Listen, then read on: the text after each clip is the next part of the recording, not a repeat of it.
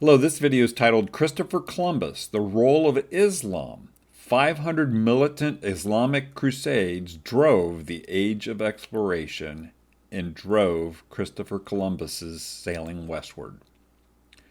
Goethe said, "He who cannot draw in 3,000 years is living hand to mouth." So let's take a look at the broader perspective of what was taking place in the world at the time. There's a trading path from Europe all the way to India and China that Europe had used for centuries. However, because of militant expansionist Islam, that trading path was cut off. It can be said, says Bill Federer, historian, that modern-day detractors who are critical of Columbus should instead be critical of the expansionist Islamic State. For it was only after the Muslim Turks cut off Europe's use of the eastern land routes to India and China did Columbus seek a western sea route. Islam was blocking land trade routes from Europe to Asia. Islam was in the midst of 6 centuries of crusades. Islamic crusades of expansion numbered over 500, while Christian crusades of response numbered only 13. And this is worth taking a look at for a minute, because you only hear about the Christian crusades.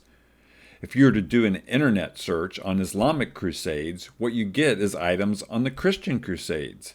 It's as if this history of the Islamic crusades has been scrubbed from the internet. But let's take a look.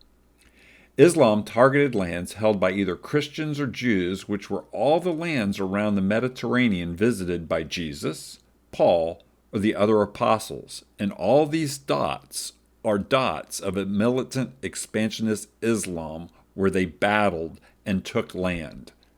This includes not only Spain, but Greece, France, Italy, and many other nations, but also Jerusalem.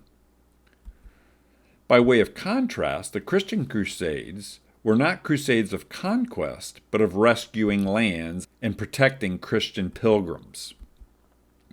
Here's the maps of both displayed, and you can see the dramatic difference.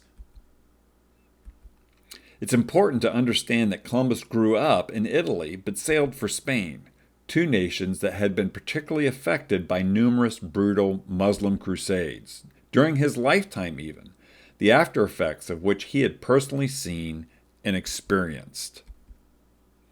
So, as this took place and the land routes were cut off, European nations of Portugal, Spain, and England were beginning to think about sea routes to India.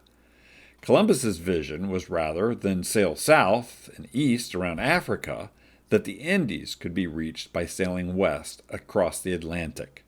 This was a very novel idea. So, just to recap, historically speaking, it can be accurately said that militant expansionist Islam actually was responsible for Columbus's voyage westward. This is why it's important to understand the broader sweeps of history and put historical figures in their context. This is U.S. Civics Training. Thanks for listening.